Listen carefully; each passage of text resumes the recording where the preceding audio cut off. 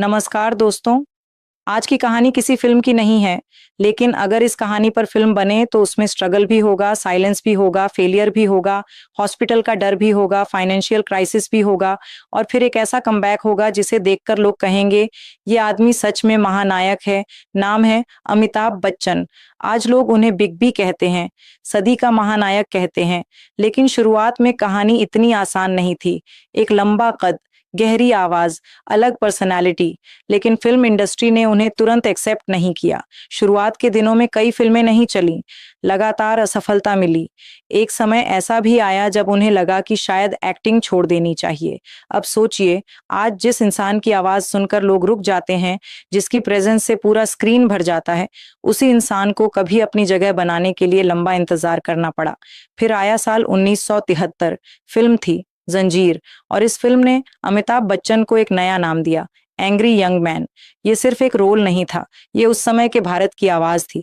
एक ऐसा किरदार जो अन्याय के सामने चुप नहीं रहता, जो अंदर से घायल है लेकिन बाहर से मजबूत दिखता है। और शायद इसी वजह से लोग उससे कनेक्ट हो गए, क्योंकि ऑडियंस ने सिर्फ एक्टर नहीं देखा, उन्होंने अपने समय का गुस्सा, अपना दर्द और अपनी आवाज देखी। जंजीर के बाद दीवार, शोले और कई फिल्मों ने उन्हें उस ऊंचाई तक पहुंचाया जहां स्टार नहीं, लेजेंड बनता है। लेकिन जिंदगी में कहानी हमेशा ऊपर ही नहीं जाती। कभी कभी सबसे ऊंचे मुकाम पर भी अचानक एक ऐसा सीन आता है जो सब कुछ रोक देता है। 1982 फिल्म कुल्ली की शूटिंग चल रही थी। एक एक्शन सीन के दौरान अमिताभ बच्चन गंभीर रूप से घायल हो गए। पूरा देश उनके लिए प्रार्थना कर रहा था। लोग मंदिरों में, मस्जिदों में, गुरुद्वारों में, घरों में बस एक ही दुआ कर रहे थे, अमिताभ जी ठीक हो जाएं। यहाँ कहानी हमें कुछ अलग दिखाती है। कभी कभी कलाकार सिर्फ कलाकार नहीं रहता, वह लोगों की भावनाओं का हिस्सा बन जाता है। अमिताभ बच्चन उस समय सिर्फ स्क्रीन पर नहीं थे, वह लोगों के दिलों में थे। वह लौटे, फिर खड़े हुए, फिर काम किया। लेकिन जिंदगी ने उन्हें सिर्फ फिजिकल स्ट्रगल नहीं दिया। समय बदला, करियर में उतार चढ़ाव आए, फिर फाइनेंशियल क्राइसिस आया। ऐसा समय भी आया जब उनके पास बड़े चैलेंजेस थे, काम कम था और जिम्मेदारियां बहुत ज्यादा थीं। जो आदमी कभी सिनेमा हॉल में भीड़ खींचता था, वही आदमी जिंदगी के एक कठिन फेज में खुद को फिर से संभाल रहा था। यहाँ से कहानी और इंटरेस्टिंग हो जाती है, क्योंकि बहुत लोग अपनी पुरानी सफलता में ही जीते रहते हैं। वे कहते हैं, मैं पहले बहुत बड़ा था, लेकिन अमिताभ बच्चन ने ऐसा नहीं किया। उन्होंने अपने पास्ट को याद रखा, लेकिन फ्यूचर के लिए नया रास्ता चुना। साल 2000 टेलीविजन पर एक शो आया, कौन बनेगा करोड़पति। उस समय एक बड़े फिल्म स्टार का टीवी पर आना बहुत लोगों को रिस्की डिसीजन लगा। कई लोगों ने सोचा, क्या यह सही होगा? क्या ऑडियंस एक्सेप्ट करेगी? क्या इतना बड़ा एक्टर टेलीविजन पर आकर अपना इमेज बदल देगा? लेकिन यही तो कमबैक का असली सीन था। अमिताभ बच्चन ने हॉट सीट के सामने बैठकर सिर्फ क्वेश्चंस नहीं पूछे, उन्होंने लोगों से सम्मान के साथ बात की। उनकी आवाज में डिग्निटी थी, उनके अंदाज में वार्मथ थी, उनकी पर्सनैलिटी में वह भरोसा था जो आम इंसान को कंफर्टेबल महसूस कराता था। केबीसी ने उन्हें नए जनरेशन से जोड़ दिया।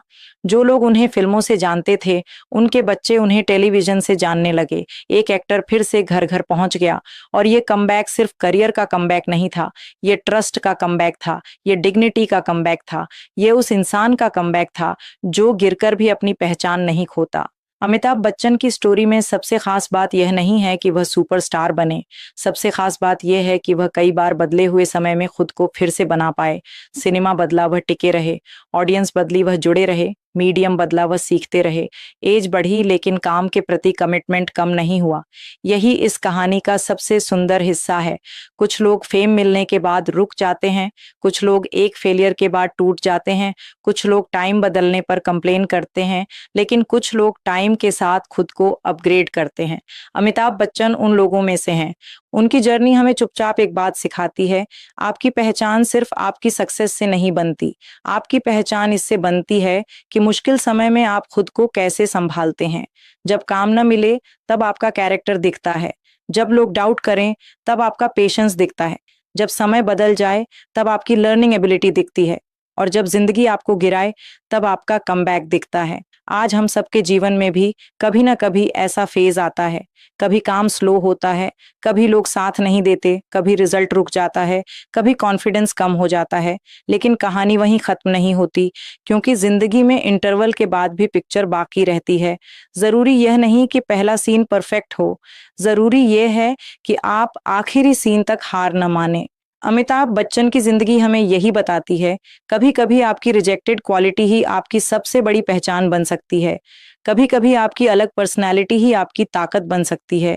और कभी कभी आपका सबसे कठिन समय ही आपके सबसे बड़े कमबैक की तैयारी कर रहा होता है। इसलिए अगर आज आपकी लाइफ में कोई डिफिकल्ट सीन चल रहा है तो उसे एंड मत समझिए। शायद ये सिर्फ इंटरवल है, आपकी कहानी अभी बाकी है। लियो टीम के साथ सीखिए, जुड़े रहिए, खुद को अपग्रेड करते रहिए और अपनी लाइफ का अगला सीन पहले से बेहतर बनाइए। याद रखिए, महानायक वह नहीं होता जिसकी जिंदगी में मुश्किलें नहीं आती। महानायक वह होता है जो हर मुश्किल के बाद फिर से स्क्रीन पर लौटता है। धन्यवाद।